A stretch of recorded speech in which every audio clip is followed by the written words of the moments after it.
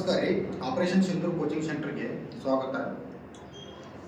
ಇವತ್ತಿನ ವಿಡಿಯೋ ಎದ್ರ ಸಂಬಂಧ ಅಂತಂದ್ರೆ ನಮ್ಮ ಮಂಗಳೂರು ARO ಅಗ್ನಿವೀರ ಹುಡುಗರಿಗೆ ಎಕ್ಸಾಮ್ ಪಾಸ್ ಆದಂಥ ಅಗ್ನಿವೀರ ಹುಡುಗರಿಗೆ ಯಾವ ರೀತಿ ನಾವು ಮುಂದಿನ ಪ್ಲ್ಯಾನ್ ಮಾಡಬೇಕು ಅನ್ನೋದು ಒಂದು ಸ್ವಲ್ಪ ಹೇಳ್ಬೇಕಂತ ಬಂದಿದ್ರಿ. ಈಗ ಆಲ್ರೆಡಿ ನೋಡಿರಿ ನೀವು ಬೆಳಗಾವಿ AROದು 7ನೇ ಲಿಸ್ಟ್ ಬಿಟ್ಟರು. ಬೆಳಗಾವಿ AROದ 7ನೇ ಲಿಸ್ಟ್ ಬಿಟ್ಟಾರು. ಹಂಗೆ ದೇಶದಿಂದ ನಮ್ಮದು ಮಂಗಳೂರು AROನು 7 ಲಿಸ್ಟ್ ಬಿಡ್ತಾರೋ 6 ಲಿಸ್ಟ್ ಬಿಡ್ತಾರೋ ಅಂದ್ಕೊಂಡು ಕುಂಡಿರ್ಬೇಡ್ರಿ. ಫಿಸಿಕಲನ್ನು ಸೀರಿಯಸ್ ಆಗಿ ತಗೋರಿ. ಫಿಸಿಕಲ್ ಸ್ವಲ್ಪ ಜಾಸ್ತಿ ಪ್ರಾಕ್ಟೀಸ್ ಮಾಡಿರಿ. ನಮ್ಮದು 7 ಲಿಸ್ಟ್ ಬಿಡ್ಬೋದು, 2 ಲಿಸ್ಟ್ ಬಿಡ್ಬೋದು, ಇಲ್ಲ 1 ಲಿಸ್ಟ್ ಬಿಡ್ಬೋದು. ಅದಕ್ಕೆ ಏನು ಮಾಡ್ರಿಪ್ಪ ಅಂತಂದ್ರೆ ಫಿಸಿಕಲನ್ನು ನೀಟಾಗಿ ಪ್ರಾಕ್ಟೀಸ್ ಮಾಡಿರಿ. ನಮ್ಮದು 7 ಲಿಸ್ಟ್ ಬಿಡ್ತಾರೆ ಬಿಡು, 6 ಲಿಸ್ಟ್ ಬಿಡ್ತಾರೋ ಆಮೇಲೆ ಸೆಲೆಕ್ಷನ್ ಆಗ್ತೀವಿ ಬಿಡು, ನಮ್ಮದೇ ತಲೆ ಕೆಡ್ಸ್ಕೊಳಂಗಿಲ್ಲ, ಬಿಡು ರಾಮ್ಜಿ ಸೆಲೆಕ್ಷನ್ ಆಗ್ತೀವಿ ದೇಶದಿಂದ ಹಂಗೆ ಕುಂದಿರ್ಬೇಡ್ರಿ. ರನ್ನಿಂಗ್ ಎಕ್ಸಲೆಂಟ್ ಹೊಡೀರಿ. ರನ್ನಿಂಗನ್ನು ಎಕ್ಸಲೆಂಟ್ ಹೊಡಿಬೇಕು. ನೆಕ್ಸ್ಟ್ ಪುಲ್ಲಪ್ಸನ್ನು 10 ಹೊಡಿಯಬೇಕು. ಯಾಕಪ್ಪ ಅಂತಂದ್ರೆ ಬೆಳಗಾವಿ AROದವ್ರಿಗೆ ಟೈಮ್ ಜಾಸ್ತಿ ಇರಲಿಲ್ಲ ಫಿಸಿಕಲ್ಗೆ. ನಿಮಗೆ ಸಿಕ್ಕಾಪಟ್ಟೆ ಫಿಸಿಕಲ್ ಟೈಮ್ ಕೊಟ್ಟಾರ. ಎಲ್ಲ ಹುಡುಗರು ಬಚ್ಚಾಗಿರ್ತಾರೆ. ಅದಕ್ಕೆ ನೀಟಾಗಿ ಫಿಸಿಕಲನ್ನು ಪ್ರಾಕ್ಟೀಸ್ ಮಾಡಿರಿ. ಬೆಳಗ್ಗೆ ತಂಡಿ ಭಾಳ ಐತ್ರಿ, ಸಿಕ್ಕಾಪಟ್ಟೆ ತಂಡಿ ಐತಿ, ಒಟ್ಟ ಓಡೋಕ್ಕಾಗೋದು ನಮಗೆ, ಹೇಳೋಕ್ಕಾಗೋದು ನಮಗೆ. ತಂಡಿ ಇರಲಿ. ಇನ್ನು 1 ತಿಂಗಳು ಅಷ್ಟಲ್ಲ, ಹೌದು, ಇನ್ನು 1 ತಿಂಗಳು ಕಷ್ಟಪಟ್ಟು ಓಡಿರಪ್ಪ, ಕಷ್ಟಪಟ್ಟು ಪುಲಪ್ಸ್ ಹೊಡೆದ್ರಪ್ಪ, ಕಷ್ಟಪಟ್ಟು ವರ್ಕೌಟ್ ಮಾಡಿರಪ್ಪ ಅಂತಂದ್ರೆ ಫೈನಲ್ ಲಿಸ್ಟ್ ಒಳಗೆ ನಿಮ್ದು ಹೆಸರು ಇರ್ತದೆ. ಇಲ್ಲ ಅಂತಂದ್ರೆ ಸಪೋಸ್ ಈಗ ಮಂಗಳೂರು AROದವರು 2 ಲಿಸ್ಟ್ ಬಿಟ್ರಪ್ಪ, ಅವಾಗ ಏನು ಮಾಡ್ತೀರಿ? ಹೊರಗೆ ಹೋಗ್ತೀರಿ. ಇಷ್ಟು ದಿವಸ ಕಷ್ಟಪಟ್ಟು ಎಕ್ಸಾಮ್ ಪಾಸ್ ಮಾಡಿರಿ, ಓದಿರಿ. ಇನ್ನು ಒಂದು ಹಂತ ಐತಿ, ಇನ್ನು ಒಂದು ಹಂತ ಫಿಸಿಕಲ್ ಆ್ಯಂಡ್ ಮೆಡಿಕಲ್. ಈ ಹಂತದಾಗ ನೀವು ಸ್ವಲ್ಪ ಪೇಪರ್ ಹಾಕ್ರಿ. ನೀವು ಎಕ್ಸಾಮ್ ಕ್ಲಿಯರ್ ಅಂತ ಆಗೈತಿ, ಸ್ವಲ್ಪ ಪೇಪರ್ ಹಾಕ್ರೆ ಫಿಸಿಕಲು ಕ್ಲಿಯರ್ ಆಗೈತಿ, ಮೆಡಿಕಲು ಅಂತೂ ಕ್ಲಿಯರ್ ಆಗೈತಿ. ನೀವೇನಾದರೂ ಬರೀ 7 ಲಿಸ್ಟ್ ಬರ್ತಾರೆ 6 ಲಿಸ್ಟ್ ಬರ್ತಾರೆ ವೇಟ್ ಮಾಡಕ್ಕೆ ಹೋಗಬೇಡ್ರಿ. ಫಿಸಿಕಲ್ ಎಕ್ಸಲೆಂಟ್ ಆಗಬೇಕು.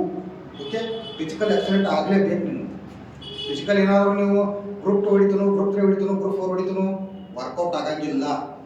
ಓಕೆ, ನೀಟಾಗಿ ಬೆಳಗ್ಗೆ 5 ಗಂಟೆಗೆ ಎದ್ದು ನಿಮ್ದು ಚಟುವಟಿಕೆ ಮುಗಿಸ್ಕೊಂಡು ರನ್ನಿಂಗ್ ಪ್ರಾಕ್ಟೀಸ್ ಮಾಡಬೇಕು. ಅರಿವಿ ತೊಯ್ಯೋ ಥರ ಓಡ್ರಿ. ಓಕೆ, ಈ ಥರ ಓಡೋದ್ರಿಂದ ಎಕ್ಸಾಮ್ ಪಾಸ್ ಆಗೈತಿ. ನೀವು ಆಮೇಲೆ ಮೆರಿಟ್ ಏನು ಬಿಡು ಭಾಳ ಇದಾಗಿಲ್ಲ ಅನ್ಕೊಳಕ್ಕೆ ಹೋಗ್ಬೇಡ್ರಿ. ನಮ್ಮದು ಅವ್ರಿಗತ್ತೆ ನಮ್ಮದು 7 ಲಿಸ್ಟ್ ಬಿಡಬಹುದು, ಬಿಡದೇ ಇರಬಹುದು. ಬಟ್ ನೀವು ಯಾವ ಥರ ಪ್ರಿಪ್ರೇಷನ್ ಆಗಬೇಕು, ಎಲ್ಲ ಎಕ್ಸಲೆಂಟ್ ಹೊಡ್ಕೊಂಡು ನಾ 1ನೇ ಲಿಸ್ಟ್ನಾಗ ಸೆಲೆಕ್ಷನ್ ಆಗಿ ನನ್ನ ಹೆಸರು ಇರಬೇಕು ಅಂತ ಆ ಥರ ನೀವು ಪ್ರಾಕ್ಟೀಸ್ ಮಾಡಿರಿ. ಹೌದ್ರಿ. ಇನ್ನೊಂದು ನಮ್ಮ ಕೋಚಿಂಗ್ ಸೆಂಟರ್ದಾಗ ಮುಂಚೆ ಸ್ಟಾರ್ಟಿಂಗ್ ಕೋಚಿಂಗ್ ಸ್ಟಾರ್ಟ್ ಮಾಡಿದಾಗ 5 ಜನ ಹುಡುಗರು ಇದ್ದು.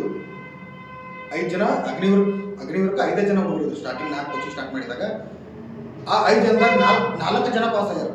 ಆ 5 ಜನದಾಗ 4 ಜನ ಪಾಸ್ ಆಗ್ಯಾರು. ಓಕೆ, ಆ 4 ಜನನೂ ಫಿಸಿಕಲ್ ಪ್ರಾಕ್ಟೀಸ್ ಮಾಡತ್ತಾರು. ಈ ಸಲ 4 ಜನನೂ ಹಾಕ್ತಾರೆ. ಓಕೆ, ನಮ್ಮ ರಿಸಲ್ಟ್ ಹಿಂಗೆ 5 ಜನದಾಗ 4 ಜನ ನಾನು ಪಾಸ್ ಮಾಡಿಸಿದ್ದೀನಿ.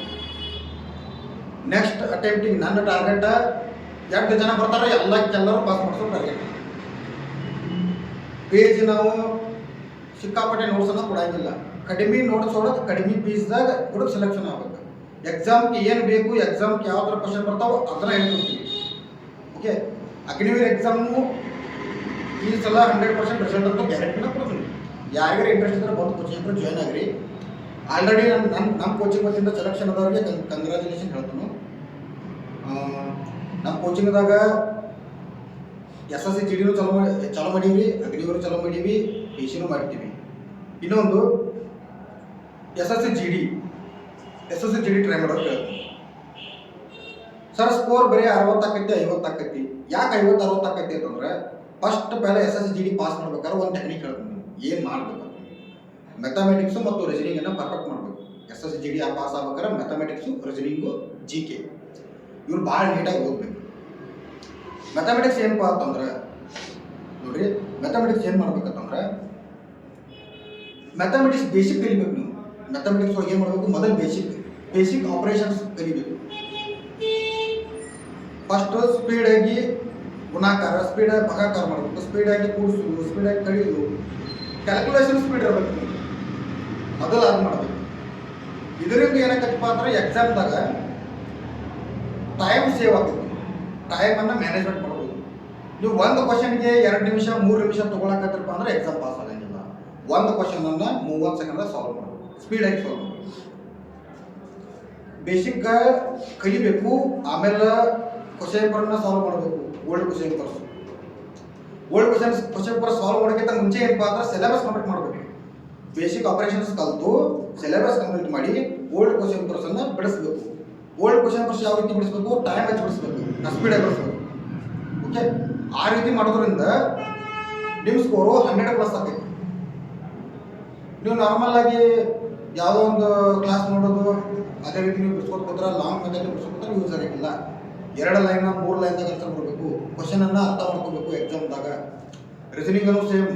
ರೀಸನಿಂಗ್ ಯಾವ ರೀತಿಪ್ಪ ಅಂತಂದ್ರೆ ಸಿಕ್ಕಾಪಟ್ಟೆ ಈಜಿ ಇರುತ್ತೆ ರೀಸನಿಂಗ್. ಅವ್ರು ಏನು ಮಾಡ್ತಾರೆ, ನಿಮ್ಗೆ ಟೈಮ್ ವೇಸ್ಟ್ ಮಾಡ್ತಾರೆ. ಯಾವ ಥರ ಟೈಮ್ ವೇಸ್ಟ್ ಮಾಡ್ತಾರೆ? ರೀಸನಿಂಗ್ ಕ್ವಶನನ್ನು ದೊಡ್ಡ ಮಾಡಿಬಿಟ್ಟಿರ್ತಾರೆ. ಕ್ವಶನ್ ದೊಡ್ಡ ಮಾಡಿರ್ತಾರೆ. ಕ್ವಶನ್ ಯಾವ ಥರ ದೊಡ್ಡ ಮಾಡಿರ್ತಾರೆ ಅಂತಂದ್ರೆ 3 ಇಂದ 4 ಲೈನ್ ಕ್ವಶನ್ ಇರ್ತೈತಿ. ಆನ್ಸರ್ ನೋಡ್ರೆ ಈಜಿ ಆನ್ಸರ್ ಇರ್ತೈತಿ. ನೀವೇನು ಮಾಡ್ತೀರಪ್ಪ ಫಸ್ಟ್ ಮಿಸ್ಟೇಕ್ ಅಂದ್ರೆ ದೊಡ್ಡ ಕ್ವಶನ್ ಎಲ್ಲ ಓದ್ಕೊಂಡಿರ್ತೀರಿ. ನೀವು ಆಲ್ರೆಡಿ ಅಂತ ಕ್ವಶನ್ಸ್ ಬಿಡಿಸೇ ಬಂದಿರ್ತೀರಿ. ಇಲ್ಲಿ ಅಂತ ಬಿಡಿಸೇ ಹೋಗಿರ್ತೀರಿ. ನೀವು ಇಲ್ಲಿ ಎಕ್ಸಾಮ್ಗೆ ಬಿಡಿಸೇ ಹೋಗಿರ್ತೀರಿ ಅಂದ್ರೆ ಒಂದು ನಾರ್ಮಲ್ ಆಗಿ ಏನಪ್ಪ, ಈಗ ಒಂದು ದಾಳಗಳು 2 ಚೌಕ್ ಬಾಕ್ಸ್ ಕಂಡ್ರೆ ಏನು ಮಾಡಬೇಕು, ಏನು ಮಾಡ್ಬೇಕಿಲ್ಲ ಫಸ್ಟ್ ಕೆಲಸ, ಅಪೋಸಿಟ್ ಯಾವ್ದು ಕೇಳೇ ಹೋಗ್ತಾರೋ. ಬಟ್ನ ಅಪೋಸಿಟ್ ಯಾವ್ದು ಕಂಡಿಡಿಯಕ್ಕೆ ಹೋಗ್ಬೇಕು. ಅವ್ರು ದಾಳಗಳು ಕ್ವಶನ್ ಕೊಟ್ಟರು ದೊಡ್ಡ ಕ್ವಶನ್ ಎಲ್ಲ ಓದ್ಕೊಂಡು ನೆಕ್ಸ್ಟ್ ಅಲ್ಲಿ ಬಂದು ನೀವು ಬಿಡ್ಸಕ್ಕೆ ಹೋದ್ರಪ್ಪ ಅಂದ್ರೆ ಓದಾಕ ನಾವು ಒಂದು 30 ಸೆಕೆಂಡ್, ಬಿಡ್ಸಕ್ಕೆ ಒಂದು 30-35 ಸೆಕೆಂಡ್, ಎಲ್ಲ ಕೂಡಿ 1.5 ನಿಮಿಷ ಹೋಗ್ಬಿಡ್ತೈತಿ. ಕ್ವಶನನ್ನು ಸ್ಪೀಡಾಗಿ ಕ್ಯಾಚ್ ಮಾಡ್ಕೋಬೇಕು. ಕ್ವಶನನ್ನು ಸ್ಪೀಡಾಗಿ ಕ್ಯಾಚ್ ಮಾಡ್ಕೋಬೇಕಾದ್ರೆ ಏನು ಮಾಡಬೇಕು, ಕ್ವಶನ್ ಪೇಪರ್ ಸಾಲ್ವ್ ಮಾಡಬೇಕು. ಓಕೆ, ಕ್ವಶನ್ ಪೇಪರನ್ನು ನೀಟಾಗಿ ಡೈಲಿ ಕ್ವಶನ್ ಪೇಪರ್ ಸಾಲ್ವ್ ಮಾಡಬೇಕು. ಇದರಿಂದ ಏನಾಗತ್ತಪ್ಪ ಅಂದ್ರೆ ನಿಮಗೆ ಕ್ವಶನ್ ಈಸಿಯಾಗಿ ಅರ್ಥ ಮಾಡ್ಕೊಂಡು ಸ್ಪೀಡಾಗಿ ಬಿಡ್ಸಕ್ಕೆ ಹೆಲ್ಪ್ ಆಗೈತೆ. ಜಿ ಕೆ ಏನು ಮಾಡ್ಬೇಕು ನೋಡ್ರಿ, ಜಿ ಕೆಯನ್ನು ಸಿಲೆಬಸ್ ಕಂಪ್ಲೀಟ್ ಮಾಡ್ಬೇಕು. ಫಸ್ಟ್ ಆಫ್ ಆಲ್ ಎಲ್ಲ ಸಬ್ಜೆಕ್ಟ್ಗಳು ನೀಟಾಗಿ, mainly history, economics, political science, IC, Indian constitution ಅದನ್ನು ಕ್ಲಿಯರ್ ಮಾಡಬೇಕು. ಈ ರೀತಿ ಸಬ್ಜೆಕ್ಟ್ ವೈಸ್ ನೀವು ಚೆನ್ನಾಗಿ ಓದ್ಕೊಂಡು ವಿತ್ ಕರೆಂಟ್ ಅಫೇರ್ಸ್, ಪ್ರಚಲಿತ ಘಟನೆಗಳನ್ನ ನೀಟಾಗಿ ಸ್ಟಡಿ ಮಾಡಬೇಕು. ಪ್ರಚಲಿತ ಘಟನೆ ಹಿಂದಿರ್ತಕ್ಕಂಥ ಜಿ ಕೆ, ಅದರ ರಿಲೇಟೆಡ್ ಜಿ ಕೆಯನ್ನು ಓದಬೇಕು. ಈ ಥರ ಓದಕತ್ತಿರಪ್ಪ ಅಂತಂದ್ರೆ ಜಿ ಕೆ 20 ಕ್ವಶನ್ ಒಳಗೆ ಮ್ಯಾಕ್ಸಿಮಮ್ ಕ್ವಶನ್ಸ್ ಟಚ್ ಮಾಡಕ್ಕೆ ಅನುಕೂಲ ಆಗ್ತೈತಿ. ಅದು ಬಿಟ್ಟು ನೀವು ಜಿ ಕೆ ಓದೋಣ ಸುಮ್ಮನೆ ಸಿಕ್ಕಾಪಟ್ಟೆ ಯಾವುದೋ ಇದು ಬುಕ್ಕ ತೊಗೊಂಡು ಓದೋದು, ಆನ್ಲೈನ್ದಾಗ ಯಾವುದೋ ಒಂದು ಬುಕ್ಕ ಪರ್ಚೇಸ್ ಮಾಡೋದು, ಆ ಪರ್ಚೇಸ್ ಮಾಡಿ SSGD ಅಂತ ಸರ್ಚ್ ಮಾಡ್ತೀರಿ, ಒಂದು ಬುಕ್ಕ ತೊಗೋತೀರಿ, ಬುಕ್ಕ ಕುತ್ಕೊಂಡು ಓದ್ಬೋದು, ಅದ್ರಾಗಿಂದ ಓದೋದು, ಅದ್ರಾಗ ಬಿಡಿಸೋದು, ಹಂಗೆ ಮಾಡಕ್ಕೆ ನೀಟಾಗಿ ಓದ್ಬೇಕು. ಸಬ್ಜೆಕ್ಟ್ ವೈಸ್ ಕನ್ನಡದಾಗ ಎಕ್ಸಾಮ್ ಐತಿ, ನೀಟಾಗಿ ಓದ್ರಿ. ಲಾಸ್ಟ್ ಅಗ್ನಿವೀರದಾಗ ಇನ್ನೊಂದ್ಸಲ ಹೇಳ್ತೀನಿ, ಫಿಸಿಕಲನ್ನು ನೆಗ್ಲೆಕ್ಟ್ ಮಾಡಕ್ಕೆ ಹೋಗ್ಬೇಡ್ರಿ.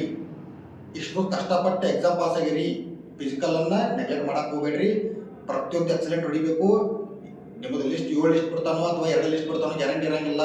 ಸೊ ಅದಕ್ಕೆ ನೀವೇನು ವಿಚಾರ ಮಾಡಬೇಕು, ಯಾವ ಥರ ನೀವು ಫಿಸಿಕಲ್ ಪ್ರಾಕ್ಟೀಸ್ ಮಾಡಬೇಕು. ನಮ್ಮದು ಲಿಸ್ಟ್ ಒಂದೇ ಬಿಡ್ತಾರಪ್ಪ, ಲಿಸ್ಟ ಬಿಡಂಗಿಲ್ಲಪ್ಪ, ಲಾಸ್ಟ್ ಫೈನಲ್ ಆಗಿ ಒಂದೇ ಲಿಸ್ಟ್ ಬಿಡ್ತಾರಪ್ಪ ಅನ್ಕೊಂಡು ಪ್ರಾಕ್ಟೀಸ್ ಮಾಡಿರಿ. ಎಕ್ಸಲೆಂಟ್ ರನ್ನಿಂಗ್ ಮಾಡಬೇಕು, ಎಕ್ಸಲೆಂಟ್ ರನ್ನಿಂಗ್ ಹೊಡಿಬೇಕು, ಪುಲ್ಅಪ್ಸ್ ಮಾಡಬೇಕು. ಯಾಕಂದರೆ ರನ್ನಿಂಗ್ಗೂ ಪುಲ್ಅಪ್ಸ್ಗೂ ಮಾರ್ಕ್ಸ್ ಅದಾವೆ. ಎಕ್ಸಲೆಂಟ್ ರನ್ನಿಂಗ್ ಹೊಡೆದ್ರಪ್ಪ ಅಂದ್ರೆ 60 ಮಾರ್ಕ್ಸ್ ಬರ್ತಾವೆ, ಪುಲ್ಅಪ್ಸ್ 10 ಹೊಡೆದ್ರಂದ್ರೆ 40 ಮಾರ್ಕ್ಸ್ ಬರ್ತಾವೆ, ಎಲ್ಲ ಕೂಡಿ 100 ಮಾರ್ಕ್ಸ್ ಬರ್ತಾವೆ. ಸೊ ಯಾರ್ಯಾರು ಅಗ್ನಿವೀರ ಈ ಮಂಗಳೂರು ಯಾರು ಅಗ್ನಿವೀರ ಫಿಸಿಕಲ್ ಸೆಲೆಕ್ಟ್ ಆಗಿರಿ, ಎಲ್ಲ ಹುಡುಗರು ಆಲ್ ದ ಬೆಸ್ಟ್. ನನ್ನ ಕಡೆಯಿಂದ ಚಲೋ ಓಡ್ರಿ. ಯಾರು ಗಾಯ ಮಾಡ್ಕೋಬೇಡ್ರಿ, ಇಂಜುರಿ ಮಾಡ್ಕೋಬೇಡ್ರಿ. ಫಿಸಿಕಲ್ ಹೋಗಿಂತ ಮುಂಚೆ ಅಲರ್ಟ್ ಆಗಿರ್ರಿ. ಬೈಕನ್ನು ದೋಸ್ತಿನ ಬೈಕ್ ಮಾಡ್ಕೊಂಡು ಸ್ಪೀಡಾಗಿ ಹೊಡೀರು, ಕೈಗಾಲ ಏಟ್ ಮಾಡ್ಕೊಳ್ಳೋದು ಮಾಡಬೇಡ್ರಿ. ಸ್ವಲ್ಪ ಅಲರ್ಟ್ ಆಗಿರ್ರಿ, ಯಾಕಂದ್ರೆ ಭಾಳ ಇಂಪಾರ್ಟೆಂಟ್ ಎಕ್ಸಾಮ್ ಫಿಸಿಕಲ್ ಮೂಮೆಂಟ್ದಾಗ.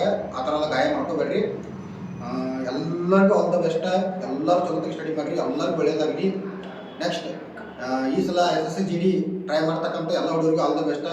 ನಾನು ಹೇಳಿರ್ತಿಲ್ಲ, ಈ ಥರ ಸ್ವಲ್ಪ ಪ್ರಿಪರೇಷನ್ ಆಗಿರಿ, ಕ್ವಶನ್ ಪೇಪರನ್ನು ಸಾಲ್ವ್ ಮಾಡಿರಿ. ನಿಮಗೆ ಏನಾದರೂ ಬೇಸಿಕ್ಸ್ ಇಲ್ಲಪ್ಪ, ನಂಗೆ ಬೇಸಿಕ್ ನಾಲೆಜ್ ಗೊತ್ತಿಲ್ಲ, ನಾನು ಈಗ ಫಸ್ಟ್ ಟೈಮ್ ಎಕ್ಸಾಮ್ ಬರೀತೀನಿ, ನನಗೇನು ಗೊತ್ತಿಲ್ಲ ರೀ ಅನ್ನೋರ್ಗೆ ಏನು ಮಾಡಿರಪ್ಪ ಅಂತಂದ್ರೆ ನಮ್ಮ ಕೋಚಿಂಗ್ ಬರ್ರಿ. ಅಲ್ಲಿ SSGD ಬ್ಯಾಚನ್ನು ಚಾಲೂ ಮಾಡೀನಿ, ಅಡ್ಮಿಷನ್ ಮಾಡ್ಕೋರಿ. Basics with high level questions ಬಿಡಿಸೋನು. ಈ ಸಲ 100+ ಸ್ಕೋರ್ ಆಗಬೇಕು, ಆ ಥರ ರೆಡಿ ಮಾಡ್ತೀವಿ. ಎಲ್ಲರಿಗೂ ಒಳ್ಳೆಯದಾಗಲಿ. All the best. Jai Hind.